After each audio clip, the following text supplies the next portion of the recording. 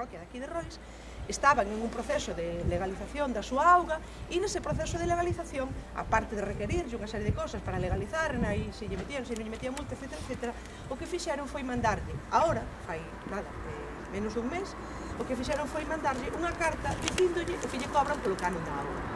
Vale? Desde que entrou en vigor a lei, hasta o día 30 de agosto de 2011, que é cando foi o técnico a facer a inspección e a dicir, bueno, pues hasta ese día, vale? Desde que entrou en vigor a lei, é dicir, a primeiros do ano pasado, hasta o día 30 de agosto, aplicanlle un canon da auga de 449,02 euros. Eles están mal, fixeron aquilo que pagar aquí. E daí por riba, paga máis, claro. Non vos queda ningún tío. O máis triste é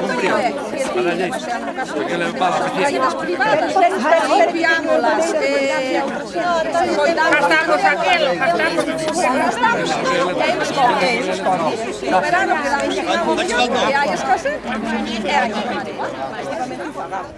Claro, por exemplo, esa comunidade de veciños, eles fixaron o seu gasto para facer esa acometida, eles, do seu propio bolsillo. No ano 68. Como eles, a maioría de todas as aldeas. No ano 68. Para mantenimiento, para arreglos e para todo pagan eles, ou pagamos. E resulta que esa xente ven a cobrar algo, beneficiarse de algo que nin fixo, nin pagou, nin vai a pagar, nin ten interés de pagar. E a palabra máis é beneficiarse, por o que antes vos dixen, porque a propia Augas de Galicia neste momento non ten constituído unha sociedade mercantil, pero cando quere constituir, eu supoño que cando teña ganancia suficiente constituirá. Pois ten que ser moi ilegal, porque se nada fixo, ni nada vai a facer, só vai a cobrar. Claro, pero para iso fixeron a lei, non? Que a lei se dice que é o tipo de auga, non é auga. Pero a lei de aguas, cando nos dixeron, era legalizar a agua. Non a lei de aguas para beneficio de unha empresa lucrarse do que nós fixemos. A lei de aguas que publicaron publicaron a finales do ano 2009, entrou en vigor a primeiros do ano pasado, do ano 2010, é non para garantizar que fagan traídas para todo o mundo, non. A lei esa de aguas pon... Bueno, sí, claro, o que pasa é que nós non leemos... Outro día límolo na asamblea. Nós non leemos a letra pequena, pola auga, é exactamente. dicir, polo elemento líquido. Tanto é así que, acordades o outro día que líamos, que decía que incluso era pola auga da chuvia. Pola auga da chuvia, é dicir, sabedes? Claro. Está suxeto. O sea, que cando fan esas leyes... A auga da chuvia, a auga subterránea, está suxeta a esa lei, todas esas augas. Que é unha ruína se vai arriba isto. Imos a ganar para impuestos. A verdade. Bueno, a mí eso pareceme horroroso. Ter que pagar agua aquí, imos dentro de nada as pensións, ímolas ter para pagar, é que comemos. É verdade, todos son impuestos. E a auga que é algo básico. Hombre, e depois traballamos nós. É unha auga que traballamos nós. Que non vou la meteron desde o ayuntamiento, ni... No, bajo os vecinos, a traballar por aí. Que daquela ainda non había moita maquinaria, cando se fixo eso, a facer todo a xanja para traerla. Iso hai que pensar. A auga, que é algo que necesitamos todo o mundo, vale? Ainda que nos, como dixo, ainda que bebamos só o viño, pero que necesitamos todo o mundo, non? Para lavarnos, claro, para beber, para os nosos animales, para regar, para o que faga falta, non? Pero para algo tan básico como é para bebermos, pues bueno, pues oye. Bueno, pues esa auga, para que efectivamente sea un negocio e para que efectivamente todo Dios a pague, independentemente da traída que teña ou do abastecemento que teña, o que fixaron na lei é que o canon se cobra por persona e por, como digo eu, por vivir, vale? Quero dicir con isto, explico, sabe? Porque isto é importante que o entendamos todo o mundo. O canon o cobran se hai contador, se o hai, que non ten cabelo, obligatoriamente, se hai contador, polo que poña o contador. Se o hai. Ten cabelo cando pesa. Ten cabelo? Non ten cabelo, non é obligatorio. Ahora vos explico por qué. Ahora vos digo por qué. Porque se un gasta 10.000 e un gasta 1.000, ten que pagar igual que o outro. Non. Cada un que poña o seu contador. Digo que non é obligatorio que haxa contador. Non é obligatorio que haxa contador, vale? Pero como fixeron a lei para garantizar que a todo o mundo non la van quebrar? Pois por persona.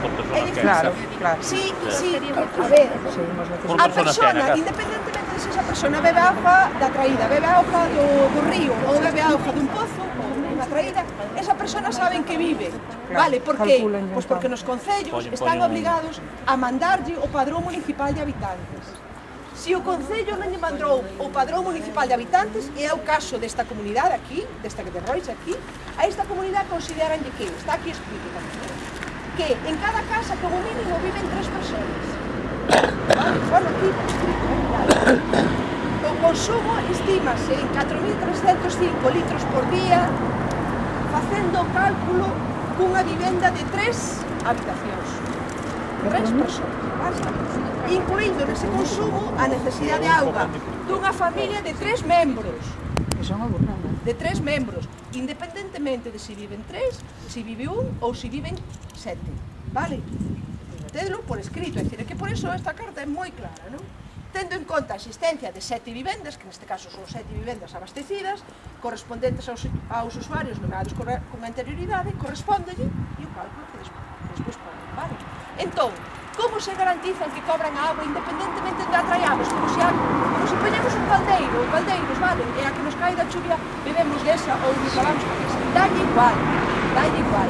Porque establecer un canon por persona e por casa, entendendo que en cada casa, se non teñen sistema de medición, se non o teñen, se teñen un contador, se o hai, entón xa o miden polo contador. Pero se non o hai, entenden que en cada casa hai como mínimo 3 personas. E tamén puxeron na lei que cada persona consume ao día X, xo vedes, puxeron aquí, calcularon aquí. O sea, que nos cobran por vivir, nunha palabra. Entonces, cóbranos, mentras non morramos, vale? Da igual de onde collamos a agua. Si podes comprar agua no supermercado, que vas pagar igual. O Concello era donde for. Por personas, non? Vale, entonces, aí é como se garantizan que efectivamente lle cobran a todo o mundo.